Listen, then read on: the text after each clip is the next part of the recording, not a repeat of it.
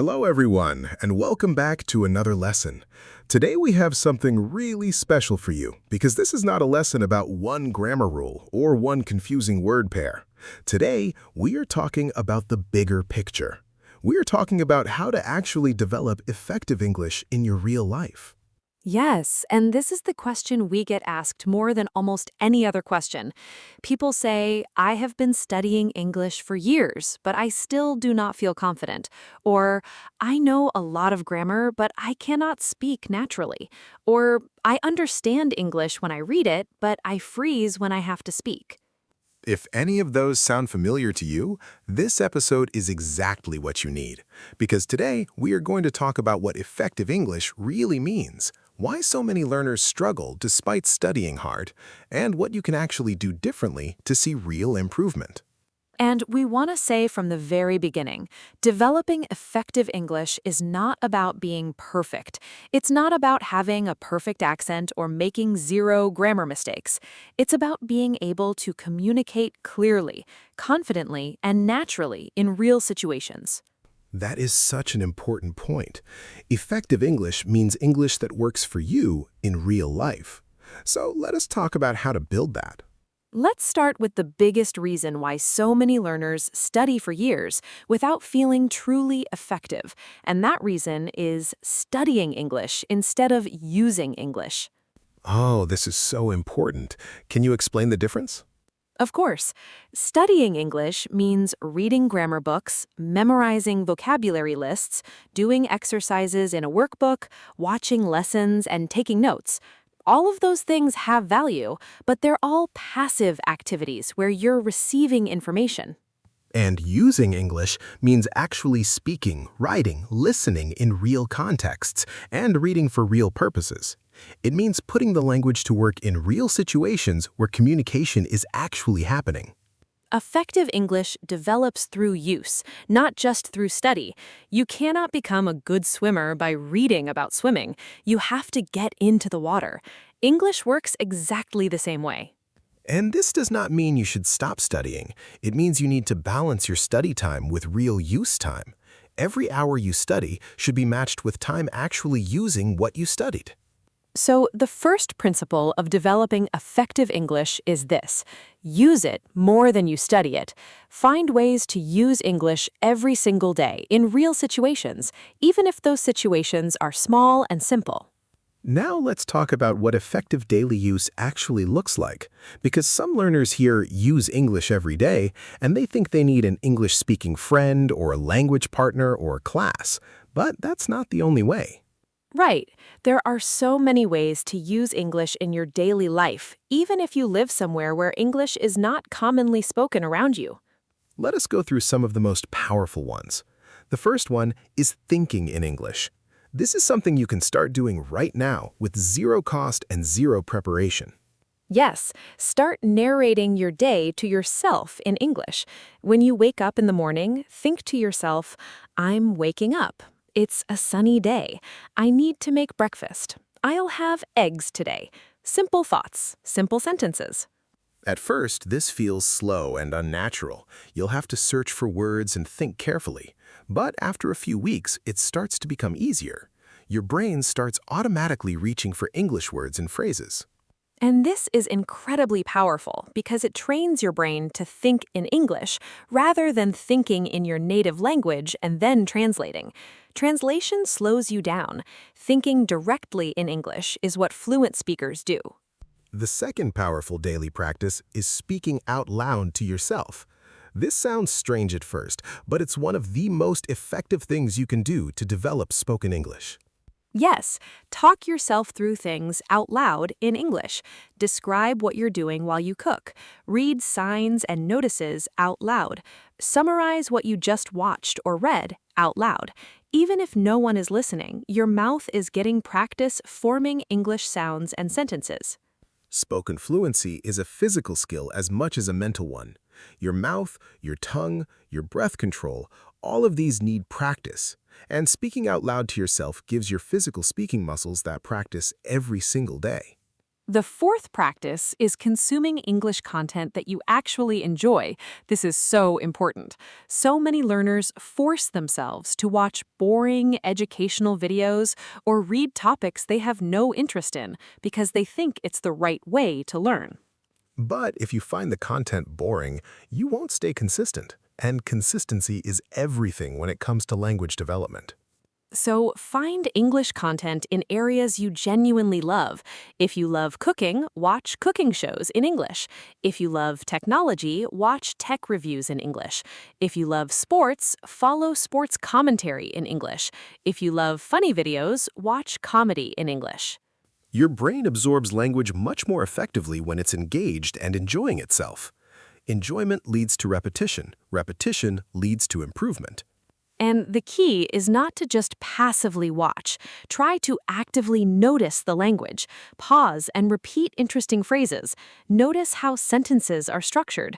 Notice which words go together naturally. That active noticing is what turns passive watching into real learning. You're not just being entertained, you're also building your language awareness. The fourth practice is reading English every single day. Reading builds vocabulary faster than almost any other activity. It shows you how sentences are structured. It exposes you to a huge variety of words and phrases in natural contexts.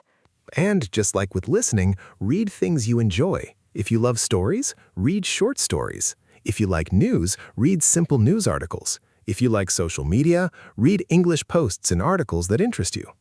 Start with simple texts and gradually move to more complex ones. Don't jump straight to difficult academic texts if they frustrate you. Frustration kills motivation. Start where you can read with about 80% understanding and slowly push up from there. And when you read, notice new words and phrases. You don't need to stop and look up every word. That breaks your flow. But when a word appears many times and you still don't understand it, then look it up and note it down. Words that appear frequently in the content you enjoy are worth learning because you'll encounter them again and again. Repeated encounters with the same word in real context is how vocabulary truly sticks. The fifth practice is writing in English every day. Even a few sentences is enough. Write about your day. Write what you're feeling. Write your opinion on something you watched or read. Writing slows your thinking down in a helpful way. When you write, you have time to think about grammar, word choice, and structure in a way that's harder to do when you're speaking quickly. And over time, the careful thinking you do when you write starts to become more automatic when you speak. Writing trains your brain in the same language patterns that speaking uses. You can start with a simple daily journal in English. Just 5 sentences about your day. What happened, how you felt, what you ate, what you plan to do tomorrow. 5 sentences a day adds up to hundreds of sentences over a few months. And don't worry about making mistakes in your journal. No one's grading it. The goal is to use the language and build the habit. You'll naturally improve over time just by doing it consistently. Now let's talk about something very important, vocabulary building. Because you can have perfect grammar, but if you don't have enough vocabulary, you won't be able to express yourself effectively. So, how should learners build vocabulary effectively, rather than just memorizing random word lists? The most effective way to build vocabulary is to learn words in context. That means learning a word in a sentence, in a situation, connected to a meaning you understand, not just a word and its translation in a list. For example, if you want to learn the word ambitious, do not just write ambitious equals wanting to succeed. Instead, write a sentence. She is very ambitious. She works 12 hours a day because she wants to become the CEO of her company. Now you understand the word in a real human context. Context makes words memorable. When a word is attached to a picture, a feeling, or a story in your brain, it stays with you much longer than a word on a list. Another powerful vocabulary building technique is to learn words in groups or families.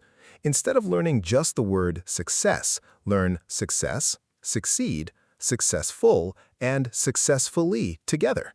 Seeing how one root word changes in different forms gives you 4 words for the effort of learning one. And use new words immediately. As soon as you learn a new word, use it in a sentence that day. Say it out loud. Write it. Use it in a text or in your journal. The sooner you use a new word after learning it, the more likely it is to stay in your long-term memory. Now, let us talk about speaking confidence, because this is where so many learners feel stuck, even after years of study. Yes, speaking confidence is one of the biggest challenges for English learners. People know words, they know grammar, but when it's time to speak, they freeze. Their mind goes blank. They worry about making mistakes. So, why does this happen, and how do you fix it? It happens because most learners spend a lot of time preparing to speak English, but very little time actually speaking it. Speaking is a skill that only develops through doing. You cannot think your way to speaking confidence. You have to speak your way to speaking confidence. So, the solution is to create more speaking opportunities in your life. Here are some practical ways to do that. First, talk to yourself out loud, as we mentioned earlier. Second, use language exchange apps to find partners who want to practice English with you. Third, record yourself speaking. This is one of the most powerful and underused tools for developing spoken English. Set a topic, speak for 1 to 2 minutes, and then listen back. When you listen back, you'll immediately notice things you want to improve: your pronunciation, your pace, your word choices, your grammar. That self-awareness accelerates improvement faster than almost anything else. Fourth, join online English-speaking communities, discussion groups, or even comment sections in English. Writing comments in English is a low-pressure way to practice expressing yourself without the pressure of live conversation.